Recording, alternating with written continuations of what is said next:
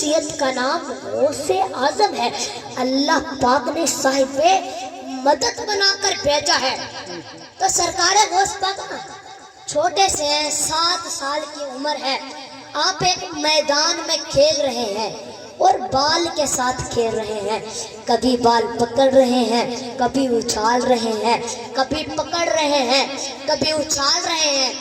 تو اتنی دیر میں نا وہاں سے ایک مائی, ایک بڑھیا اپنے ساتھ ایک نوجوان خاتون کو لے کر روتی روتی جا رہی تھی اور زاروں قطار رو رہی تھی.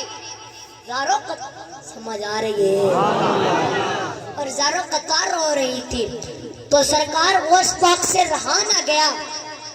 آپ اس بڑھیا کے قریب جاتے ہیں اور جا کر فرماتے ہیں کہ اے بڑھیا, اے مائی, تو رو کیوں رہی ہے, تو رو کیوں رہی ہے؟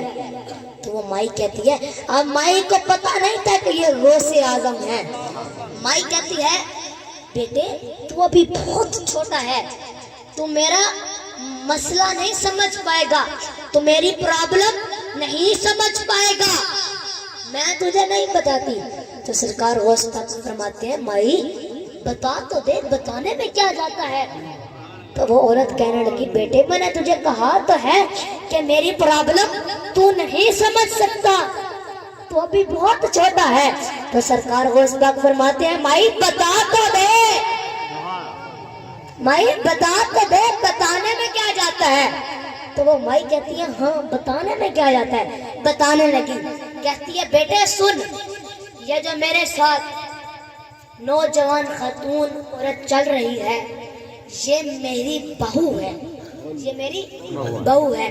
میں نے 10 سال پہلے اس کی شادی اپنے بیٹے سے کروائی, تو 10 سال ہو گئے, اس کی اولاد نہیں ہوئی, اس کی اولاد نہیں ہوئی.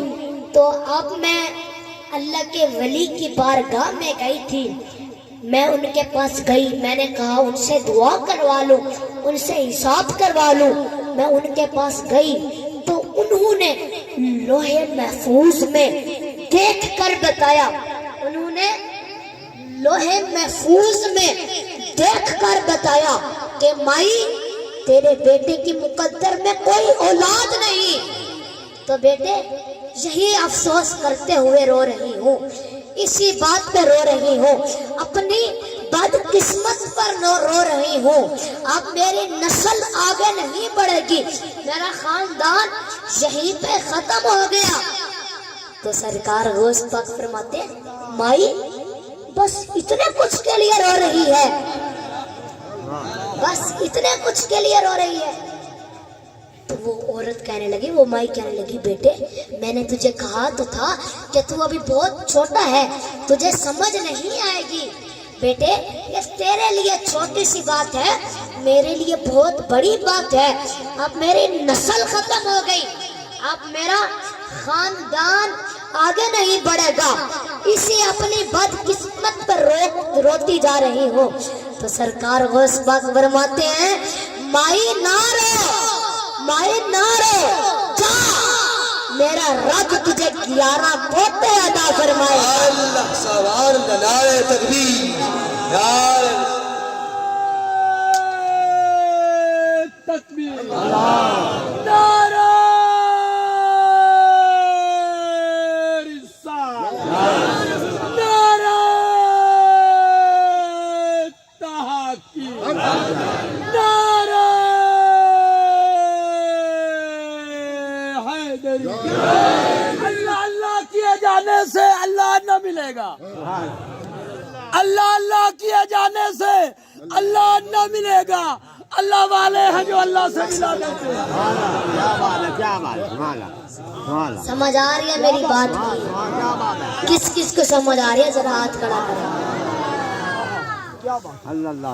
تو سرکار غوث پاک نے فرمایا, مائی جا, میرا رب تجھے 11 پوتے عطا فرمائے گا. تب وہ مائی خوش ہو گئی, خوش ہو کر جانے لگی, خوش ہو کر جانے لگی اور چلی گئی.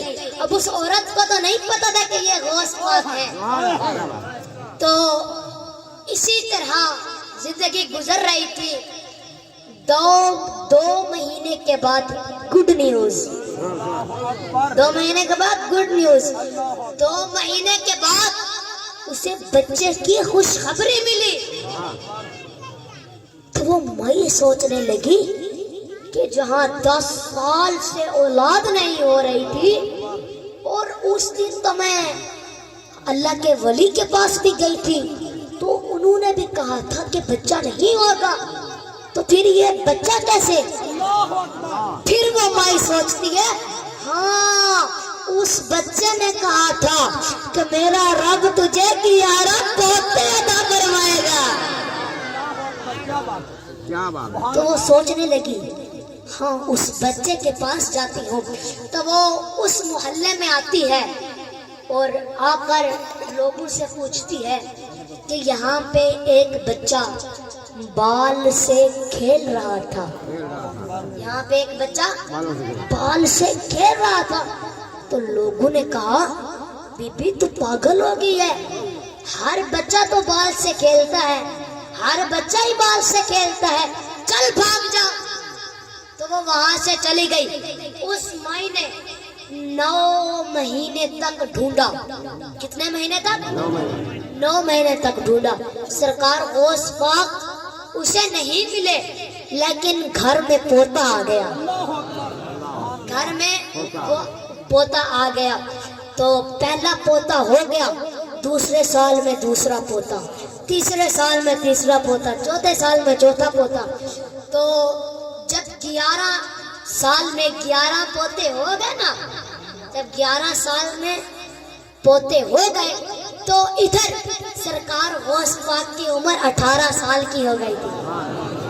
تو جب سرکار غوث پاک 18 سال کے ہوئے نا، تو سرکار غوث پاک نے اپنے بغداد شہر کی ایک جامع مسجد میں اپنی ولایت کا اعلان کیا. سرکار غوث پاک نے اپنی جامع مسجد، بغداد کی جامع مسجد میں اپنی ولایت کا اعلان کیا. تو پورے بغداد میں شور مچ گیا، ہلچل مچ گئی کہ عبد القادر نے اپنی ولایت کا اعلان کیا ہے. تو آپ کو پتہ ہی ہے ایک منہ سے بات نکلتی ہے تو دوسرے کان پہ پہنچتی ہے، دوسرے منہ سے نکلتی ہے تیسرے کان میں پہنچتی ہے. تو اس طریقے سے بات پہنچتی میرے غوث پاک کے پاس، اور مائی کے پاس پہنچی.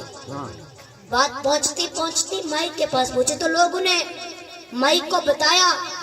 تو مائی کہنے لگی وہ سب تو ٹھیک ہے، لیکن یہ بتاؤ اس کی عمر کتنی ہے؟ مائی کہنے لگی یہ بتاؤ اس کی عمر کتنی ہے؟ تو لوگ کہنے لگے اس کی عمر 18 سال کی ہے، اس کی عمر 18 سال کی ہے. پھر مائی نے سوچا اچھا تو پھر یہ وہی بچہ ہے، 11 سال پہلے یہ 7 سال کا تھا، چلو اس سے ملاقات کرتے ہیں. تو مائی نے لوگوں سے اس کا ایڈریس پوچھا. مائی نے پوچھا کہ وہ کہاں رہتے ہیں، تو ایڈریس پوچھ لیا. تو اب مائی سرکار غوث پاک کے پاس آتی ہے.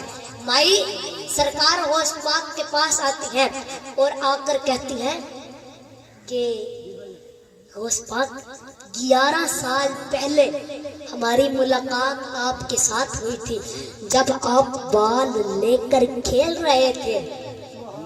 اب میرے غوث نے فرمایا مائی ہاں مائی وہ میں ہی تھا، ہاں مائی وہ میں ہی تھا. تو مائی کہنے لگی بیٹے اس بات کا مجھے جواب چاہیے، یہ اس کا جواب مجھے مل جائے پھر میں خاموش ہو جاؤں گی. تو آپ فرمانے لگے بھی مائی کیا بات ہے، تو پوچھ لے، جتنے سوال تو نے پوچھ لے پوچھ لے. تو وہ مائی کہنے لگی بیٹے اس دن 11 سال پہلے جب آپ نے مجھے کہا تھا کہ 11 پوتے ہوں گے، تو اس وقت میں کسی لیمو کی پیر کے پاس سے نہیں آ رہی تھی، کسی جھوٹے پیر کے پاس سے نہیں آ رہی تھی، میں اللہ کے ولی کی بارگاہ سے آ رہی تھی اور اللہ کے ولی نے کہا تھا کہ تیرے بیٹے کے مقدر میں کوئی اولاد نہیں. تو بیٹے اس دن آپ نے کہا کہ میرے بیٹے کے مقدر میں 11 پوتے ہیں. تو بیٹے یہ کیسے؟ اگر پہلا سچا ہو تو دوسرا غلط ہوتا ہے, دوسرا سچا ہو تو پہلا غلط ہوتا ہے. مگر بابا یہاں تو دونوں ہی سچے ہیں, تو اس کا کیا مطلب ہوا؟ تو سرکار غوث پاک فرماتے ہیں بھائی اس دن جب تو اللہ کے ولی کی بارگاہ سے آ رہی تھی, جب تو اس دن اللہ کے ولی کی بارگاہ سے آ رہی تھی, سرکار غوث پاک فرماتے ہیں بھائی قسم خدا کی جس کے قبضے میں عبد القادر کی جان ہے, بھائی اس دن تو اس دن کسی ولی کی بارگاہ سے آ رہی تھی تو اس ولی نے لوہے محفوظ میں دیکھ کر بتایا تھا کہ تیرے بیٹے کے مقدر میں کوئی اولاد نہیں, کوئی اولاد نہیں. مائی اس وقت تک تیرے بیٹے کے مقدر میں کوئی اولاد نہیں تھی, مگر جب میں نے زبان ہلا کے کہہ دیا کہ 11 میرا اللہ تجھے 11 پوتے دے گا, تو اللہ پاک نے فرشتوں سے فرمایا فرشتوں عبد القادر نے کہہ دیا مقدر میں لکھ دو کہ 11 پوتے ہوں گے.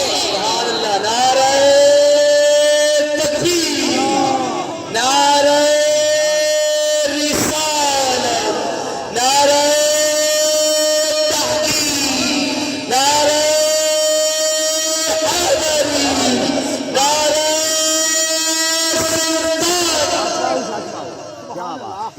سرکار غوث پاک نے فرمایا مائی اس دن میں نے زبان ہلا کے کہہ دیا کہ میرا اللہ تجھے 11 پوتے دے گا. تو اللہ پاک نے فرشتوں سے فرمایا فرشتوں عبد القادر نے کہہ دیا مقدر میں لکھ دو کہ 11 پوتے ہوں گے. سمجھ آ رہی ہے؟ بولو یار, بولو بولو تو صحیح. تو میرے بزرگوں جو اللہ پاک کے ولی ہوتے ہیں نا, جو اللہ پاک کے ولی ہوتے ہیں وہ بڑے رحم دل ہوتے ہیں, وہ بڑے رحم دل ہوتے ہیں. میرے بزرگوں توجہ فرمائے, حضرت جنید بغدادی رحمت اللہ علیہ اپنے دور میں ان کا بڑا نام تھا اور اللہ پاک کے ولی بھی تھے. تو حضرت صاحب کے گھر نا چور آ گئے, حضرت صاحب کے گھر چور آ گئے. تو وہ چور, توجہ, وہ چور اپنی طرف سے یہ سمجھ کر آیا تھا کہ کافی مال ہوگا, گھر خزانے سے بھرا ہوا ہوگا, پر اس کو یہ نہیں پتا تھا کہ آگے فقیر کا گھر ہے. تو وہ چور آیا, آ کے اس نے دیکھا میرے بزرگوں کچھ بھی نہیں تھا. ایک جگہ پہ قرآن مجید پڑا تھا, ایک جگہ پہ تسبیح کھڑی تھی, ایک جگہ پہ مصلی بچھا ہوا تھا, اور ایک جگہ پہ نظر آیا کہ حضرت صاحب کا کرتا لٹکا ہوا تھا. تو اب چور نے کہا کہ ہے تو کچھ بھی نہیں, ہے تو کچھ بھی نہیں, چلو اسی کرتے کو لے چلتے ہیں, جا کے بیچیں گے. تو اب اس چور نے حضرت صاحب کا کرتا چوری کر لیا, کرتا چوری کر لیا. تو ہر دکان پہ جائے اور جا کر کہے یار یہ کرتا لے لے, میں نے اس کو بیچنا ہے. تو ہر دکان والا کہے میں تو نہیں لوں گا, میں تو نہیں لوں گا. پہلے تو اس بات پہ گواہ لا کہ یہ کرتا تیرا ہی ہے. سمجھ آئیے؟ پہلے تو اس بات پہ گواہ لا کہ یہ کرتا تیرا ہی ہے. تو اتنی دیر میں حضرت جنید بغدادی رحمت اللہ علیہ نماز پڑھ کے مسجد سے باہر نکلے. تو مسجد کے سامنے ایک دکان تھی اور اس دکان پر وہی چور کھڑا تھا. تو حضرت صاحب نے دیکھا کہ یہ کرتا تو میرا ہے, یہ کرتا تو میرا ہے. تو وہ اس وقت چور دکاندار سے کہہ رہا تھا کہ یار کسی نے بھی نہیں لیا, چل یار تو ہی لے لے. तू ही ले ले। तो वो कहने लगा यार ले तो मैं लूंगा, लेकिन पहले तू इस बात पे गवाह ला कि ये कुर्ता तेरा ही है। तो हजरत जुनैद बगदादी रहमतुल्लाह अलैह उस दुकान पर गए और जाकर फरमाया तू इसका कुर्ता ले ले, तू इसका कुर्ता ले ले, मैं इसका गवाह हूं। तो इसका कुर्ता ले, मैं इसका गवाह हूं। तो अब वो चोर जाने लगा, हजरत साहब के कदमों में गिर गया और कहने लगा। अब हजरत साहब चाहते तो उसकी चमड़ी उतरवा देते, खान उतरवा देते, लेकिन हजरत साहब ने कुछ नहीं कहा। हजरत साहब ने फरमाया जा। तो मेरे बुजुर्गों, ये है अल्लाह वालों की शान, ये है अल्लाह वालों की शान।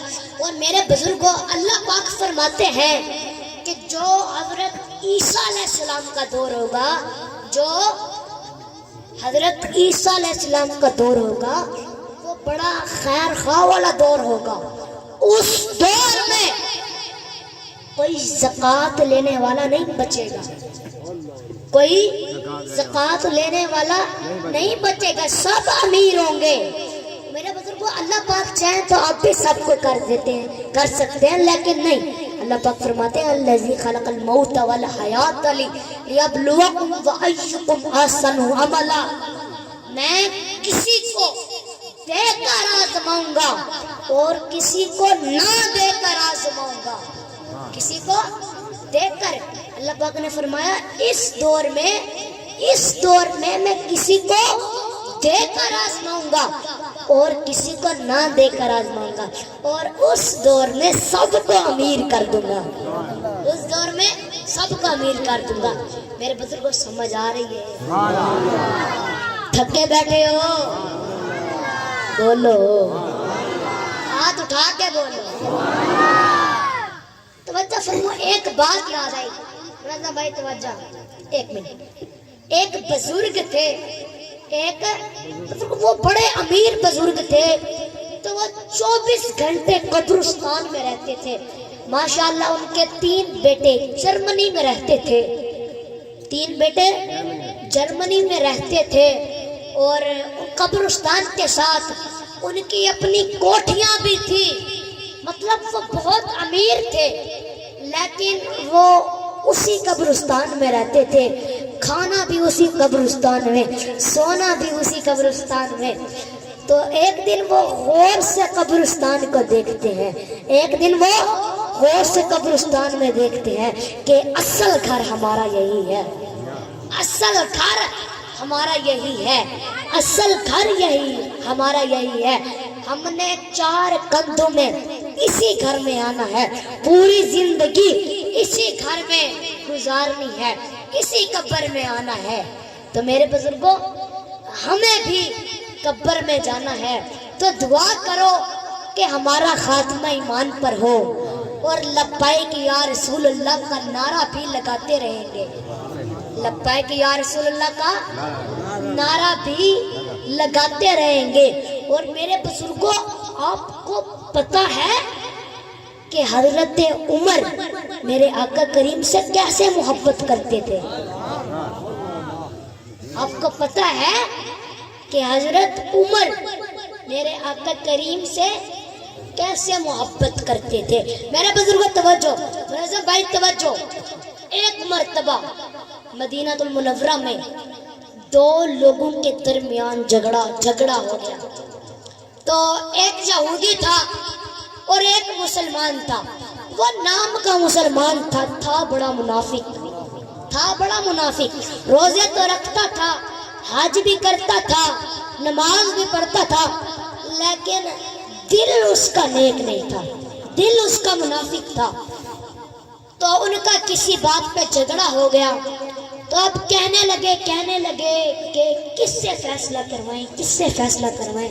चलो अल्लाह के नबी की बारगाह में चलते हैं, अल्लाह के नबी की बारगाह में चलते हैं, अल्लाह के नबी की बारगाह में चलते हैं। तो मेरे नबी की बारगाह में आए, तवज्जो, मेरे नबी की बारगाह में आए। तो अब मेरे नबी ने सारी बात सुनी तो हजूर पाक ने फैसला उस यहूदी के हक में कर दिया। तो वो जब वो बाहर निकले ना तो वो मुनाफिक कहने लगा, वो मुसलमान मुनाफिक कहने लगा कि मैं तो इस फैसले को नहीं मानता, चलो हजरत अबू बकर सद्दीक के पास चलते हैं। हजरत अबू बकर सद्दीक के पास आए, हजरत अबू बकर सद्दीक को सारा मसला सुनाया। हजरत अबू बकर सद्दीक ने भी फरमाया, हजरत अबू बकर सद्दीक ने भी फैसला उस यहूदी के हक में कर दिया।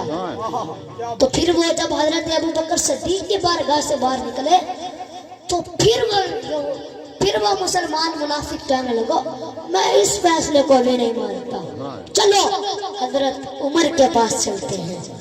चलो हजरत उमर के पास चलते हैं। हजरत उमर के पास आए और आकर सारा मसला सुनाया।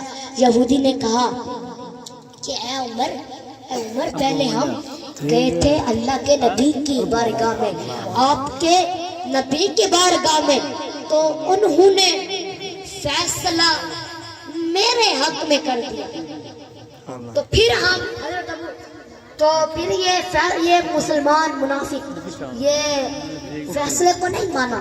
फिर हम हजरत अबू बकर सद्दीक के पास गए थे, उन्होंने भी फैसला मेरे हक में कर दिया, फिर भी ये नहीं माना। तो अब हम आपके पास आए हैं, तो अब आप ही कुछ करें, अब आप ही हमारा फैसला करें। तो अब वो मुसलमान मुनाफिक कहने लगा कि ऐ उमर, जब आप मदीना मुनव्वरा में आए थे आपके पास क्या था? कुछ भी नहीं था, आपको रहने